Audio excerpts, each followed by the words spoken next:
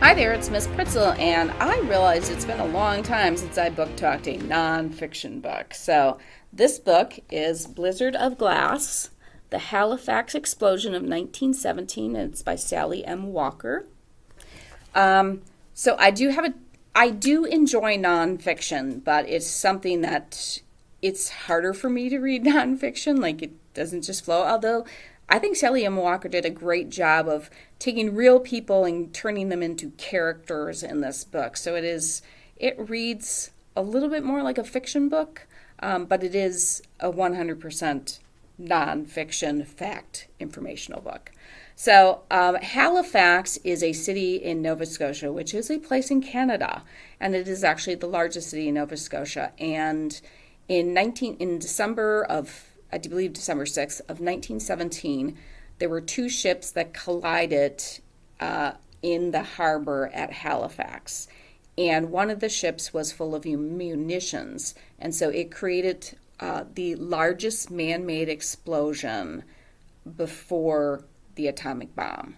So the atomic bomb is obviously a man-made explosion, but this was the largest man-made explosion before the atomic bomb, and it killed almost 2,000 people and just leveled basically the town of Halifax. It's called Blizzard of Glass for a couple different reasons. It's a blizzard of glass because all the windows that broke. There were people who survived but were blinded by it. There were people who were cut to shreds by the glass.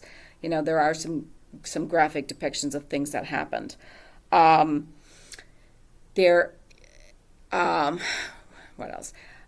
So the other thing that happened, right, and the reason why it's called Blizzard of Glass is that so this terrible tragedy happens, and then of course when something like that happens, there's rescue efforts. Well, because it's December and we're in Canada, the day after this happens, there's a blizzard, so that hinders rescue efforts, and once again causes more tragedy, more things to happen. So I'll be honest, like when I read nonfiction, I tend to be attracted to historical events, disaster type things, everything from one was climbing Mount Everest.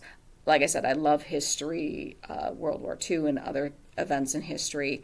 Like I said, this was just something I remember when this book came out, I'm like, well, I've never heard of this before. And so I read it. And then my dad, who only reads nonfiction, I gave the book to him to read it too, because he loves nonfiction. And for him, a book like this is nothing for him to read, because this is nice and short. And, nonfiction text is in general, I think I've talked about how the fiction books the current fiction books that are published are almost entirely written at a 5th, 6th grade level.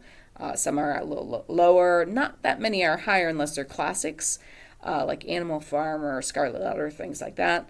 But nonfiction is written at a more of a high school level. So this would probably be written at an 8th grade level or higher. I didn't actually look it up. But it's not a really long book. It has pictures and stuff like that. And I said the author does a really good job of writing it in what we call a narrative style, so almost like a biography. So I found it to be a fascinating book, once again, because I like historical events and I have a penchant for reading about disasters for some reason, but maybe because, like this horrible thing happens, but how people survived and moved past it. So that's what I like to tell myself. It's why I'm interested in these things. But like I said, to me, it was more just a curiosity thing when I saw the book, like, oh, I've never heard about this. I want to know more about it. And that's what led me to actually read this book. So if you are interested in this book, come into the library. We can check it out, or we can find you something else. If you're a nonfiction reader, we have a lot of choices for you to read. So come in and check it out, because it's my job to keep everybody reading.